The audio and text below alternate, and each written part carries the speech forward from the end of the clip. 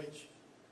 Um jogo que, teoricamente, seria tranquilo, lanterna do campeonato, a Chape não faz uma boa campanha no Campeonato Brasileiro e não se mostrou assim esse jogo na prática, né? Um jogo dramático, com gol no último minuto, com alguns gols perdidos de forma inacreditável. A que você acredita isso? Um futebol não tão intenso, a nervosismo, enfim, como é que você viu isso?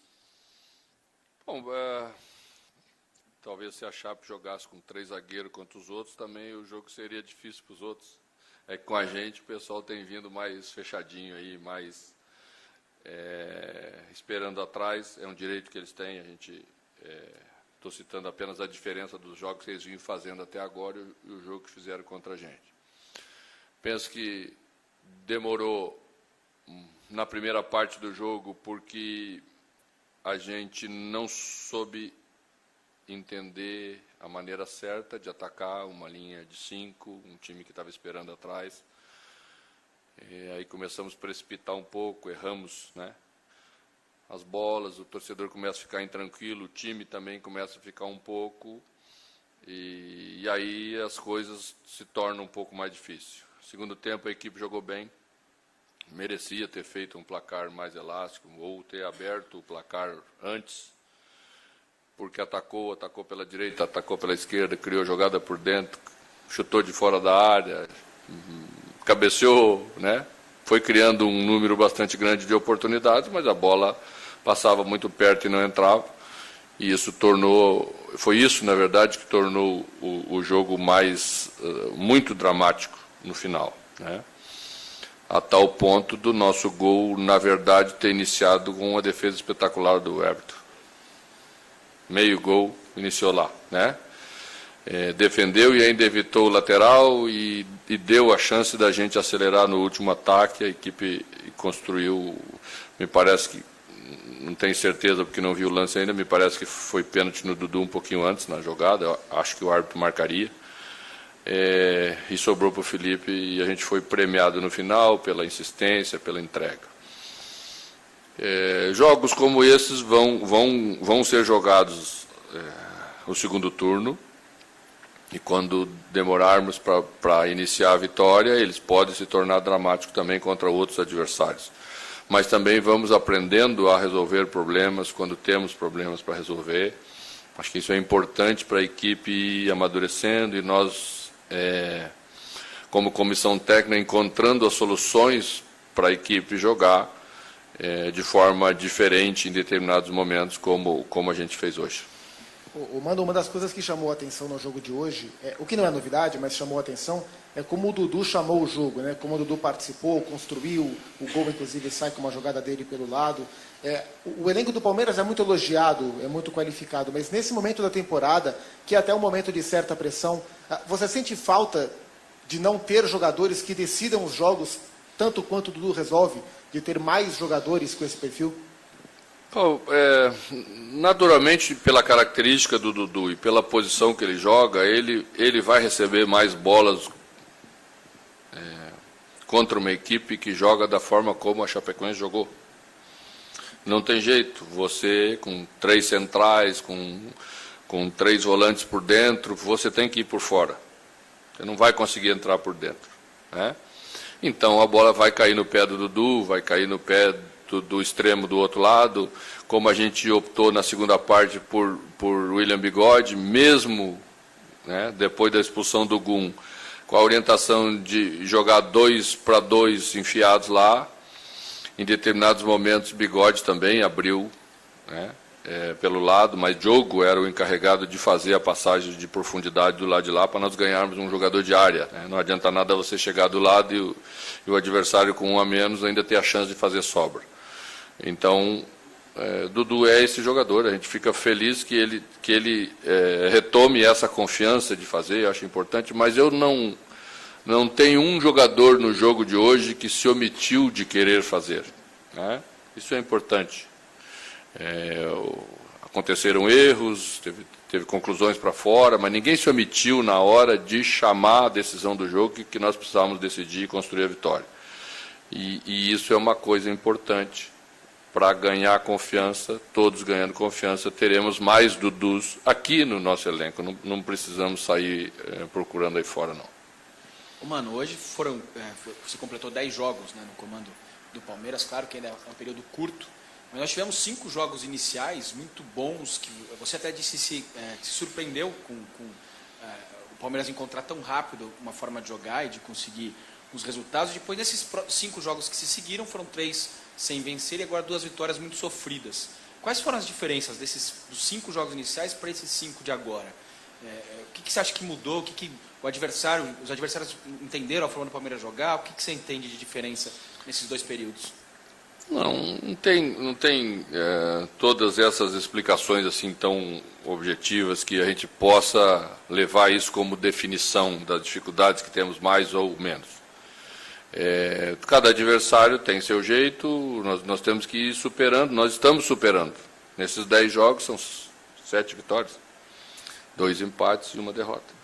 E penso que jogar mal mesmo, nós jogamos um jogo, que foi o jogo da Vila. Os outros nós encontramos dificuldades, mas resolvemos elas. E se tivéssemos tido um pouquinho de calma no jogo contra o Atlético Mineiro aqui, no primeiro tempo, quando não jogamos bem, também teríamos vencido. E essa é uma coisa importante, faz parte de jogos assim. Do outro lado também tem equipes que trabalham, que estudam o adversário, que são da elite do futebol brasileiro. E tem jogadores de qualidade para executar seus planos, suas ideias, né? E a gente precisa ir entendendo os jogos, né? Várias vezes nós fomos para o intervalo com dificuldades e voltamos jogando melhor. Isso é parte dessa relação de confiança que temos, do entendimento que, olhando de fora, a gente consegue passar para os jogadores, né? E dar a eles um pouco de tranquilidade para trabalhar a bola, porque o torcedor quer que apressa, né? Quer que acelera. Contra um adversário bem postado, não dá para acelerar. Se você acelerar, você começa a aumentar muito o índice de erro. E se aumentar muito o índice de erro, daqui a pouco você dá mais contra-ataque, como foi o contra-ataque que demos. Isso vai acontecer. Então, nessa hora, tem que ter calma, vamos acelerar com um passe bom, vamos acelerar com um acabamento de qualidade de jogada boa, e vamos evoluindo com a ideia que temos, um pouco diferente do que era, para a equipe resolver todos os jogos aí que tem pela frente. Mano, boa noite. Boa noite. Sobre isso que você falou do torcedor sempre querer que o time acelere, essa vontade aumentou ainda mais depois que o Telão anunciou o gol do Fortaleza, né? Claro. E aí eu te pergunto, nessa hora, para o jogador é bom ou é ruim dividir as atenções com o que acontece a mais de 3.000 quilômetros de distância? Tudo na vida tem 2 lados, né? Tem um aspecto bom de abrir a chance daqui a pouco de você se aproximar de novo, e tem o aspecto da pressão demasiada que você quer resolver de qualquer maneira, porque aí, se o adversário tropeça e você não faz a sua parte, a frustração é maior, né? Então a gente tem que separar, deixa o torcedor vai estar envolvido, e nós temos que fazer a nossa parte nos nossos jogos. E até isso você vai aprendendo, vai convivendo com situações que vão se repetindo, né? E você vai amadurecendo o comportamento da equipe. Mano, quando falou sobre a questão dele e do Marcão serem 2 negros aí treinando o futebol brasileiro, o Roger Machado deu uma aula, né, para todo mundo sobre o racismo, né? Gostaria de saber a sua opinião sobre o racismo no futebol, talvez não fosse um segmento aí da sociedade brasileira onde poderia o negro ter mais presença de destaque, mesmo tendo mais companheiros de vocês aí como treinadores na profissão? O racismo existe na sociedade brasileira, é um fato. Por que não haveria de existir no futebol? O futebol não é uma ilha. Nós, por mais diferenças que temos da maioria da sociedade, em relação a salários, números que são bem diferentes da grande maioria da sociedade. Somos da sociedade e o comportamento que vamos ter aqui, certamente vamos trazer de lá. Então, não tem como ser diferente. Não dá para você exigir uma coisa que... Por que vamos exigir do futebol uma coisa que a sociedade não faz como um todo? Tudo bem, mano? Boa noite. Duas, se você me permite. Cresce cada vez mais nos bastidores essa possibilidade do Palmeiras e do Allianz Parque ter um gramado sintético para 2020. Primeiro, se você vê com bons olhos isso, se você foi consultado ou se esse é um assunto mais diretivo e da própria W Torre. E o outro questionamento, se você me permite, quando a gente olha no banco de reservas, evidentemente que é uma ausência sentida e significativa a do Borja. Até por ser um jogo em casa, o adversário é o lanterna da competição. Normalmente, quando a gente pergunta de ausências na lista de relacionados, o técnico responde: eu preciso cortar alguns atletas, não dá para trazer todo mundo. Você já sabe a resposta, não precisa nem fazer a pergunta. Então eu vou emendar. Por que contra o lanterna ter duas opções para a zaga e só uma para o ataque? E sobre o gramado sintético, por favor. Nós perdemos Vitor Hugo no último dia. E nossa ideia era contar com ele. Então, mantivemos a ideia dos dois centrais, porque sempre estamos colocando dois centrais. Então, temos 23 jogadores relacionados. Se você me perguntar sobre os 23, eu te explico por que eu relaciono os 23. Mas preciso deixar realmente alguns fora. E tem que fazer escolhas. E Rodrigo Dourado, depois de 7 meses, foi utilizado no jogo passado, entrou bem no jogo passado, e a gente optou pela manutenção da dupla. Da mesma maneira que vocês me perguntaram lá nos primeiros jogos sobre Davis, eu disse, não estou excluindo ninguém. Apenas vou conhecendo os jogadores, vendo a característica que precisa ter. Hoje esperávamos um time com 3 zagueiros, quando fomos buscar algumas informações. Então precisávamos de um atacante que se movimentasse mais. No jogo passado que jogamos contra 3 zagueiros aqui, que foi contra o Atlético Mineiro, Borja teve um pouco de dificuldade dessa mobilidade, né, que precisa ter. Então, você busca ir analisando as questões e tomando decisões quanto a isso. A questão do gramado sintético foi conversado rapidamente. A questão é bem objetiva. O Palmeiras tem um estádio, esse estádio tem uma parceria, né? Foi construído numa parceria com a W Torre, e está lá no contrato que existirão shows no Allianz Parque. E vão existir durante muitos anos pelo contrato. Então o Palmeiras provavelmente vai resolver essa questão e vai tomar a decisão que achar, juntamente com o seu parceiro, aquela que for a mais correta, para que a gente, em momentos importantes, possa ter o nosso estádio, que é o que o torcedor quer, a nossa casa, para jogar jogos importantes sem ter que esperar um período aí, às vezes, para retomar. Acho bom, acho positivo você ter a oportunidade mais vezes de fazer jogos importantes na sua casa. Mano, boa noite.